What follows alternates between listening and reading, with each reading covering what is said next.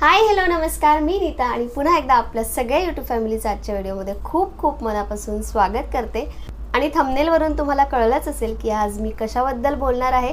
तर बऱ्याच दिवसापासून बरेच असे प्रश्न होते जे मला विचारले गेलेत आणि बरेचदा मी त्याची उत्तरही दिले, पण बरेच असे प्रश्न रिपीट होत आहेत। आणि आत्ता सध्या आपल्या यूट्यूब फॅमिलीमध्ये बरेच असे नवीन मेंबर्स जोडले गेले आहेत। सो जे पहिलेपासून मला बघतात त्यांना ऑलमोस्ट माझ्याबद्दल सगळी माहिती असेल, पण जे नवीन मेंबर्स जे शॉर्ट्स थ्रू माझ्यासोबत जोडले गेले आहेत, आपल्या या फॅमिलीमध्ये जोडले गेले आहेत, त्यांना तेवढंसं माझ्याबद्दल माहिती नाही। म्हणून म्हटलं की चला तुमच्या प्रश्नाची उत्तरेही देते आणि थोडंसं माझ्याबद्दल सांगते, कारण बरेच दिवस झाले आता असा काही व्हिडिओ मी केलेला नाही आहे। तर चला मग व्हिडिओला सुरुवात करूया। तर सुरुवात मी माझ्या नावापासूनच करते। माझं जे यूट्यूब चॅनलचं नाव आहे पुणेवाली नीता, त्यात माझं नाव आहेच आणि मी कुठे राहते हेही मी मेन्शन केलेलं आहे। तर आत्ताचं माझं नाव आहे सौ नीता अश्विन दात्रे आणि माहेरचं नाव आहे नीता दामोदरराव कोल्हे। आणि बरेचदा असा प्रश्न विचारला जातो की तू कुठची आहे, तुझं गाव कोणतं आहे। तर जसं मी बोलले की आत्ता मी पुण्यात राहते, पण माझं मूळ म्हणजे माहेरचं गाव आहे ते म्हणजे अमरावती, प्रॉपर अमरावतीमध्ये माझा जन्म झाला आणि लहानाची मी मोठे झाले। माझं सगळं शिक्षणही अमरावतीमध्येच झालं, म्हणजे स्कूलिंग माझं श्री गणेशदास राठी विद्यालय, जर अमरावतीमधून किंवा मग आसपासच्या गावामधनं तुम्ही असाल तर तुम्हाला माहिती असेल, तिथून माझं 10th पर्यंत माझं एज्युकेशन झालं। त्यानंतर मी BSc केलं। ॲक्च्युली ती एक स्टोरी वेगळी आहे माझ्या एज्युकेशनची, तर ती मी कधीतरी नंतर तुमच्याशी शेअर करेल। तर BSc करून मला पोस्ट ग्रॅज्युएशन करायचं होतं आणि तेव्हा परिस्थिती अशी होती की जसं मी बोलले की ती स्टोरी मी कधीतरी तुमच्याशी शेअर करेल। त्यानंतर मी MBAला ॲडमिशन घेतली आणि माझा नंबर PR पोटे कॉलेजला लागला आणि घराजवळूनही अगदी जवळ होतं, त्यामुळे म्हटलं चला आपण MBA करूया। आणि MBA माझं फायनान्समधून झालेलं आहे। तर असं माझं BSc आणि MBA जरा दोन्ही फील्ड वेगळ्या झाल्यात आणि त्या का झाल्या हे मी सांगेलच कधीतरी, जेव्हा वेळ येईल तेव्हा नक्कीच सांगेल। तर असं होतं माझं स्कूलिंग, कॉलेज आणि पोस्ट ग्रॅज्युएशन असं झालं माझं। त्यानंतर आम्ही तिघं भावंड, मी सगळ्यात मोठी, माझ्यापेक्षा एक लहान भाऊ, 2-2 वर्षांचं आमच्यामध्ये अंतर आहे, माझा भाऊ। त्यानंतर माझी बहीण। भाऊ जास्त व्हिडिओजमध्ये दिसत नाही कारण तेवढा तो कम्फर्टेबल नसतो। आणि बहीण, लहान बहीण आहे, तिचंही लग्न झालं आहे, तिला बरेचदा मी व्हिडिओजमध्ये घेतलेलं आहे, तर ती तुम्हाला आय होप माहिती असेल जर थोडे मागचे व्हिडिओज बघितले, किंवा मग एक प्लेलिस्ट मी तयार केलेली आहे अमरावती डायरीज म्हणून, तिथे जर जाऊन तुम्ही चेक केलं तर त्यात माझे माहेरी गेल्यानंतर मी व्हिडिओज बनवते ते मी सगळे त्यात टाकले आहे। तर त्याहून तुम्हाला माझे घरी कोण कोण असतं, माझे आई बाबा, बहीण, भाऊ, त्यांची फॅमिली म्हणजे बहिणीची फॅमिली, भावाची फॅमिली, म्हणजे आत्ताच त्याचं लग्न झालं 2 वर्ष होतील, तर वहिनी माझी, हे सगळेजण तुम्हाला दिसतील। तर बघितलं नसेल तर नक्की एकदा जाऊन चेक करा। तर आम्ही असे 5 जण घरात। आणि आणखी एक प्रश्न बरेचदा विचारला जातो तो म्हणजे तुझ्या लग्नाला किती वर्ष झालेत, तर ते मी पुढे सांगते। माझं लग्न 2012मध्ये झालं आणि आत्ता 2024मध्ये बरोबर लग्नाला 12 वर्ष होतील। तर 12 वर्षाचा हा माझा लग्नाचा प्रवास। तर जेव्हा लग्न होऊन आले तेव्हा सगळ्यात पहिले मुंबईला होतो आम्ही, जवळपास 11 वर्ष, 10.5 वर्ष आम्ही मुंबईला होतो आणि इथे येऊन आत्ता कुठे 1.5 वर्ष झाले पुण्यात येऊन। आणि अश्विनबद्दल सांगायचं झालं तर फार असे काही प्रश्न येत नाही, पण जे नॉर्मल क्वेश्चन्स असतात की अश्विन हिंदी का बोलतात आणि त्यानंतर काय करतात, त्यांचं काय एज्युकेशन झालेलं आहे, हे सगळे प्रश्न येतात। तर मी त्यांच्याबद्दलही थोडंसं सांगते। तर अश्विनचा जन्म जबलपूरमध्ये झाला, MP मध्ये, आणि त्यांचं 12th पर्यंत सगळं शिक्षण जबलपूरमध्येच झालं। त्यानंतर ते इंदोरमध्ये पुढच्या शिक्षणासाठी आले, इंजिनिअरिंग त्यांनी इंदोरमध्ये केलं आणि इंदोरमध्येही त्यांचे रिलेटिव्ह किंवा मग काका काकू तिथेच होते, आजी आजोबा तिथेच होते। आणि त्यानंतर आत्ता माझं ॲक्च्युअल सासरही इंदोरच आहे, कारण माझे सासू सासरेही त्यानंतर काही वर्षानंतर इंदोरमध्ये शिफ्ट झाले, त्यांचं तिथे घर आहे, म्हणून माझं माहेर अमरावती आणि सासर इंदोर।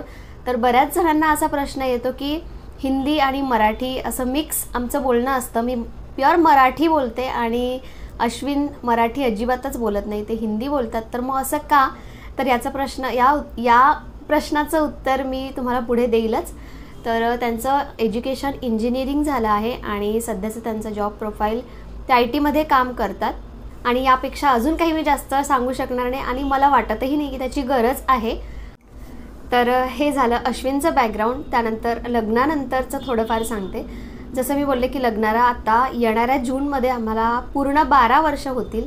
आणि मुंबईमध्ये जेव्हा मी फर्स्ट टाईम लग्न करून गेले, पहिल्यांदाच मुंबई बघितली आणि नुकतंच माझं एज्युकेशन झालं होतं. त्यानंतर 6 ते 8 महिन्यातच माझं लग्न झालं आणि अमरावतीमध्ये जॉब जस्ट सुरुवातच केली होती. त्यानंतर लगेचच मला स्विच करावं लागलं आणि मुंबईत येऊन पहिलं वर्ष तर माझं पूर्ण स्ट्रगलमध्ये गेलं, कारण मुंबई माझ्यासाठी पूर्णतः नवीन होती.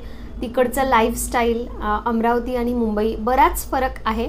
अमरावतीमध्ये मी आता जवळपास इतके वर्ष काढले होते की सगळं मला माहिती झालं होतं आणि छोट्या शहरामध्ये मॅनेज करणं जरा सोपं होतं. आणि आपण लग्न होऊन जेव्हा दुसऱ्या शहरात जातो तेव्हा जवळपास 6 महिने तरी लागतातच सगळं काही जाणून घ्यायला. तर मला जवळपास 1 वर्ष गेलं आणि त्यानंतर कुठे मी ॲडजस्ट झाले. त्यानंतर 2 वर्ष मी जॉब केला आणि मी फायनान्समध्ये होती, तर तशाच फील्डमध्ये मी जॉब केला. मग त्यानंतर मला रियांश राहिला. त्यानंतर मी प्रेग्नेंट होते आणि प्रेग्नेन्सीमध्येही जवळपास 7 महिने मी जॉब केला. आणि आफ्टर डिलेवरी जेव्हा रियांश माझ्या हातात होता तेव्हा कसलाही विचार न करता मी सरळ जॉब स्विच केला. आणि असा विचार होता की रियांश थोडा मोठा झाला, म्हणजे पहिले तर असं होतं की 2 वर्ष झाल्यानंतर मी जॉब परत जॉईन करेल. त्यानंतर 3 वर्ष झाली आणि जॉब IT मधलं असल्यामुळे आमचं पुण्यातही एकदा ट्रान्सफर झाली होती. ट्रान्सफर मीन्स जॉब स्विच केला आणि त्यामुळे पुण्यात यावं लागलं. मग तेव्हाही 1 ते सव्वा वर्ष आम्ही पुण्यात होतो, पण मुंबईला घर असल्यामुळे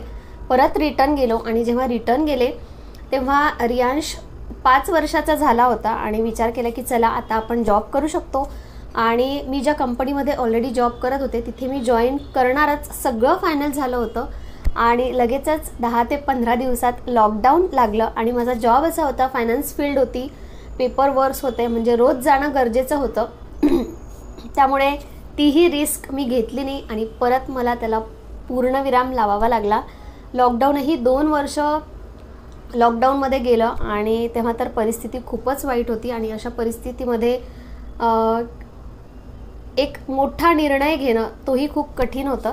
त्यामुळे तो एकदाचा जॉब सुटला आणि तेव्हा मी जॉईन केलं असतं तर आय डोंट नो आता मी जॉब करत असते. पण मला वाटतं की त्यावेळी तो निर्णय योग्य होता, कारण रियांश लहान होता, अश्विन एकटेच घरी, मी बाहेर जाऊन जॉब करणं त्यावेळी आणि गॅप गेल्यानंतर तर मला ते योग्य वाटलं नाही. आणि त्यानंतर मग माझं जॉब करण्याचं जे वेळ होतं किंवा मग जे खूळ होतं ते पूर्णतः गेलं. आणि त्यामुळे आता फ्युचरमध्ये मी जॉब करेल की नाही हे मला खरंच माहिती नाही आहे. अजूनही मी शुअर नाही असं म्हणू शकणार नाही. माझ्या मनात एखादी गोष्ट असेल, मला ती करायची असेल तर ती मी जिद्दीने कंप्लीट करण्याचा प्रयत्न करते. आणि I don't know in future जर मला वाटलं की हां मला आता जॉब करायचा आहे तर तो मी करूही शकते.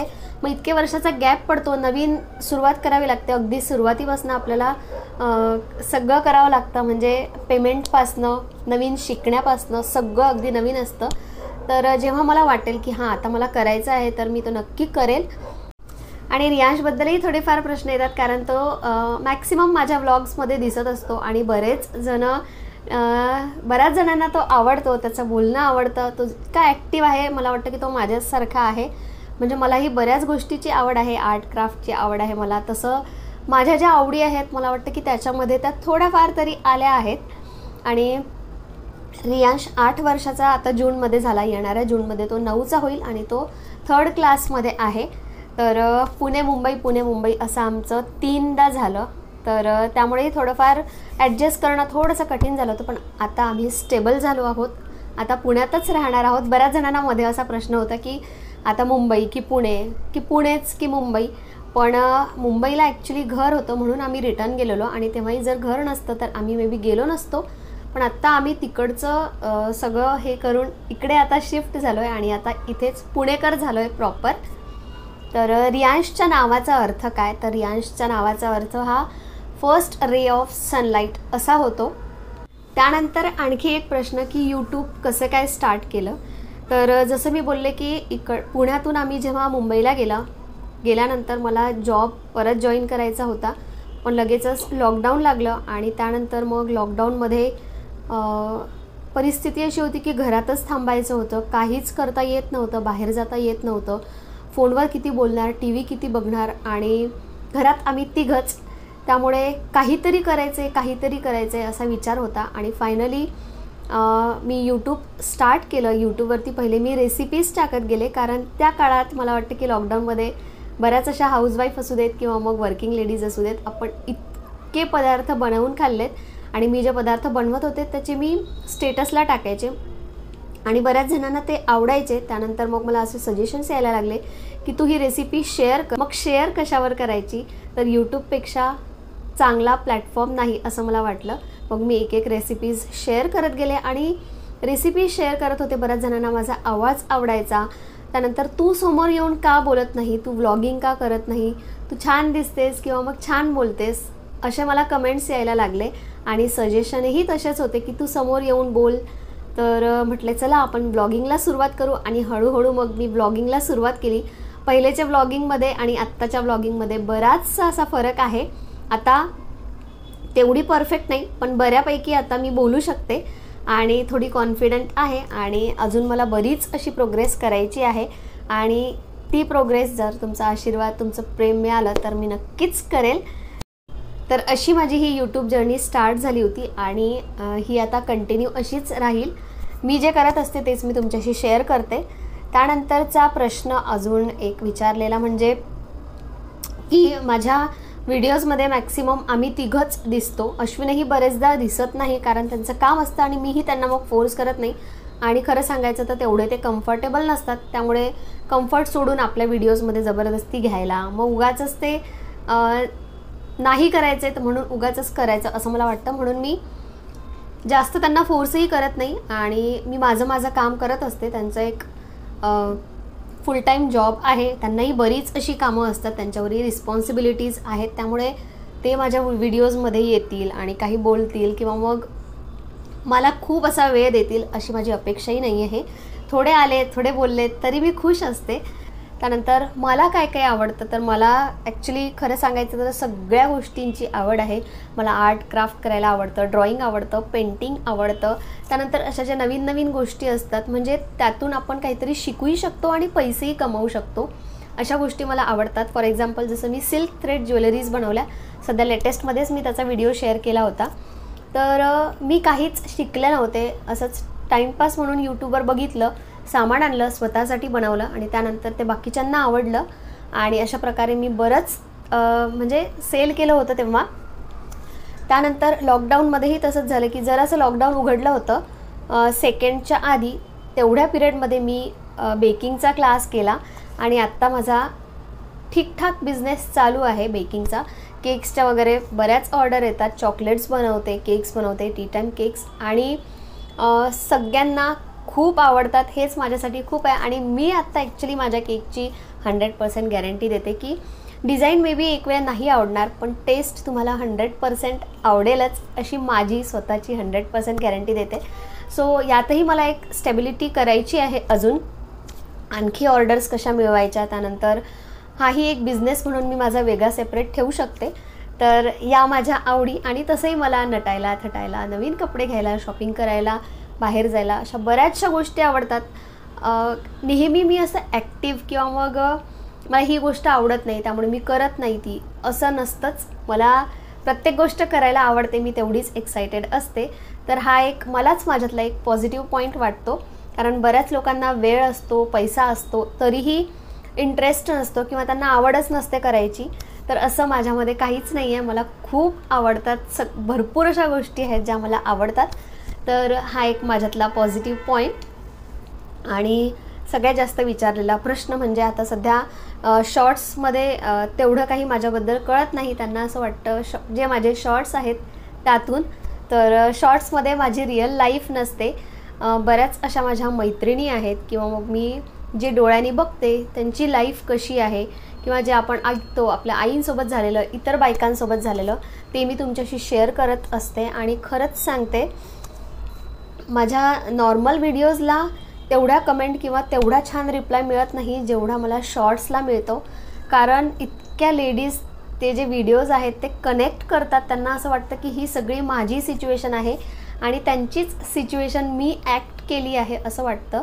बऱ्याच जणांना ते जे व्हिडिओज आहेत ते निगेटिव्हही वाटतात, त्यांना असं वाटतं की ही काय रडगाणं सांगत बसते, पण असं काहीच नाही आहे.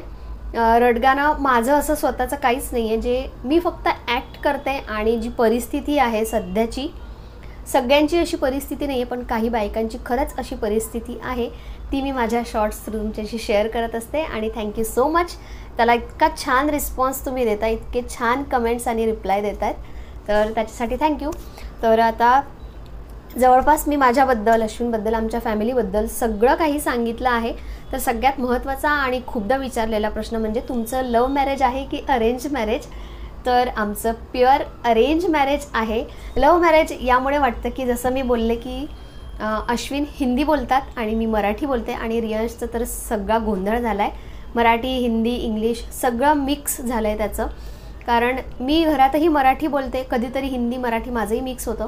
अश्विन हिंदीच बोलतात, कधीतरी त्यांची हिंदी म्हणजे हिंदीतून थोडंसं आपला कम्फर्ट झोन बाहेर पडून ते मराठी बोलण्याचा प्रयत्न करतात, पण ती अगदीच तोडकी मोडकी असते. आणि तेच काहीतरी शब्द ऐकून रियांशही थोडाफार तसा बोलतो.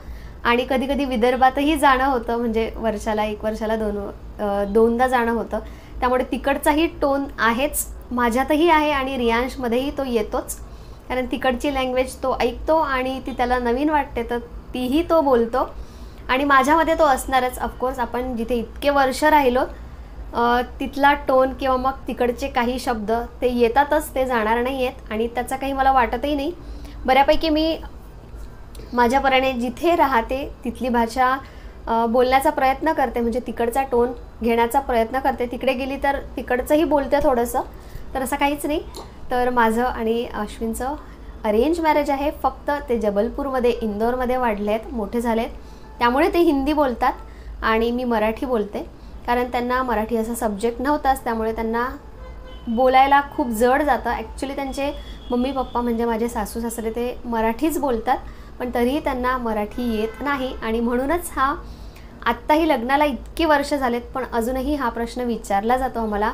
मग तो पॅरेंट टीचर मीटिंगला असू देत, किंवा मग डॉक्टरकडे गेलो तेव्हा असू दे, किंवा मग आमचे नवीन कोणी फ्रेंड झाले तेव्हा असू देत, हा प्रश्न येणारच आहे. कारण लँग्वेज डिफरन्स म्हणजे असं वाटतं की लव्ह मॅरेज, पण असं नाही. तर अशी आमची स्वीटशी छोटीशी फॅमिली आहे. आणि जे काही मी आता फॅमिलीशी किंवा मग माझ्याशी निगडीत असतं ते मी तुमच्याशी शेअर करते. तर आय थिंक मी ॲक्च्युली सगळे पॉईंट्स लिहून ठेवले होते की मला काय काय तुम्हाला सांगायचं आहे, आणि तुम्ही काय काय मला विचारलं.